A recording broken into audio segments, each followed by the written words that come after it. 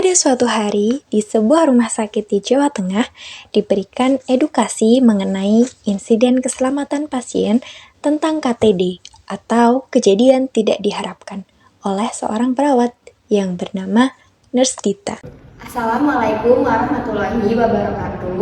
Baik, sebelumnya perkenalkan nama saya Nurse Dita. Hari ini saya akan memberikan edukasi terkait insiden keselamatan pasien, yaitu ada salah satunya yaitu kejadian tidak diharapkan atau KTD. Nah, KTD itu apa sih? Nah, KTD itu adalah kejadian yang tidak diharapkan yang dapat memberikan cedera bagi pasien. Nah, kita tidak dapat memungkiri ya kalau akan terjadi insiden di rumah sakit ini. Namun, kita bisa minimalisir atau kita cegah dengan cara melakukan beberapa upaya yang bisa kita lakukan di rumah sakit. Yang pertama itu ada ketepatan pasien. Yang kedua ada pemberian obat secara aman. Kemudian yang ketiga ada membangun komunikasi yang efektif. Kemudian yang keempat pengurangan risiko jatuh dan lain-lain. Baik, saya rasa sudah cukup jelas ya terkait materi tentang insiden keselamatan pasien, yaitu KTD atau kejadian tidak diharapkan tadi. Semoga ilmu yang telah saya sampaikan dapat bermanfaat bagi kita semua dan menjadikan kita semua menjadi perawat yang hebat. Baik, terima kasih. Wassalamualaikum warahmatullahi wabarakatuh. Beberapa hari kemudian setelah edukasi mengenai insiden keselamatan pasien tentang KTD, terjadi suatu insiden di mana pasien yang seharusnya membutuhkan pendampingan ketika ke kamar mandi, tiba-tiba terjatuh dan terjadi cedera di kakinya.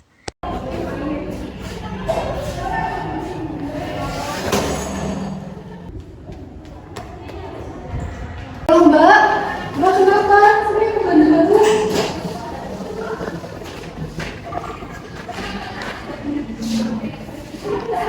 Saya akan memeriksa lebih lanjut kaki Mbak.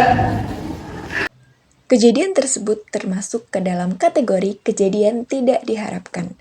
Nurse Vanessa yang melihat kejadian tersebut segera membantu pasien dan kemudian mengisi formulir pelaporan insiden keselamatan pasien.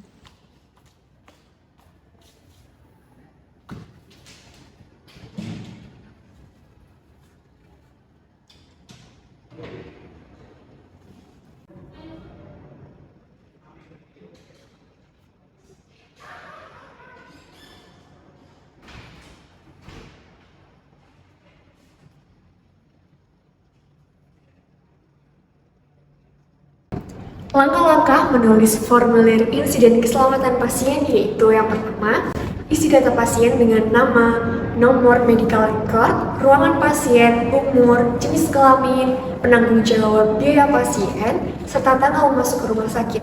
Lalu yang kedua adalah jelaskan rincian kejadian, yaitu tanggal dan waktu kejadian, insiden yang terjadi, misalnya terjadi kecelakaan, terjatuh di kamar mandi. Selanjutnya yang ketiga adalah jelaskan kronologis kejadian. Yang keempat, jenis insiden yang terjadi yaitu misalnya kejadian nyaris cedera. Lalu yang kelima adalah orang pertama yang melaporkan kejadian, misalnya perawat. Lalu yang keenam, kepada siapa insiden terjadi, semisal kepada pasien. Lalu yang ketujuh, insiden menyangkut pasien apa, misalnya pada pasien di ruang perawat inap. Lalu yang kedelapan adalah di mana tempat insiden terjadi. Yang kesembilan, insiden sesuai kasus penyakit atau spesialisasi, misal dengan pasien penyakit kronis yang dirawat oleh dokter spesialis. Lalu yang selanjutnya nomor 10, unit atau departemen yang menyebabkan insiden. Misal, perawat yang salah memberikan obat pada pasien di ruang rawat inap. Lalu yang ke-11, akibat insiden terhadap pasien, semisal cedera ringan seperti luka lecet. Lalu yang selanjutnya, jelaskan tindakan yang dilakukan setelah kejadian. Yang ke-13, tindakan dilakukan oleh siapa? Selanjutnya adalah apakah tindakan tersebut atau kejadian tersebut pernah terjadi di unit kerja lain? Yang terakhir adalah setelah itu, isi pembuat laporan, di mana membubuhkan paraf dan juga tanggal laporan. Apabila formulir pelaporan insiden keselamatan pasien telah selesai diisi, maka pelapor wajib melaporkan kepada atasan paling lambat 2 kali 24 jam.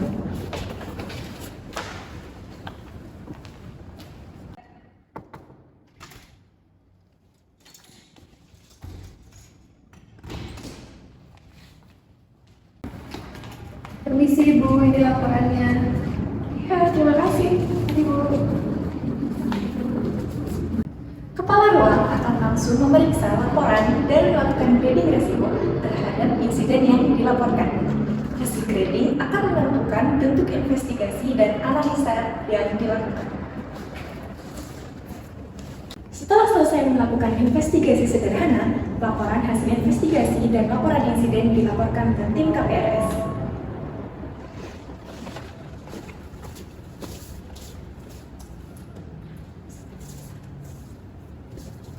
Tim KPDRS akan menganalisis kembali hasil investigasi dan laporan insiden untuk menentukan apakah perlu dilakukan investigasi lanjutan atau FCA dengan melakukan regarding. Setelah melakukan FCA, tim KPDRS akan membuat laporan dan rekomendasi untuk perbaikan serta pembelajaran berupa petunjuk atau safety alert untuk mencegah kejadian yang sama berulang kembali. Hasil FCA, rekomendasi, dan rencana kerja dilaporkan kepada direksi. Rekomendasi untuk perbaikan dan pembelajaran diberikan umpan balik kepada unit kerja terkait serta sosialisasi kepada seluruh unit di rumah sakit. Unit kerja membuat analisa kejadian di satuan kerjanya masing-masing. Kemudian yang terakhir, monitoring dan evaluasi perbaikan oleh tim KPDRS.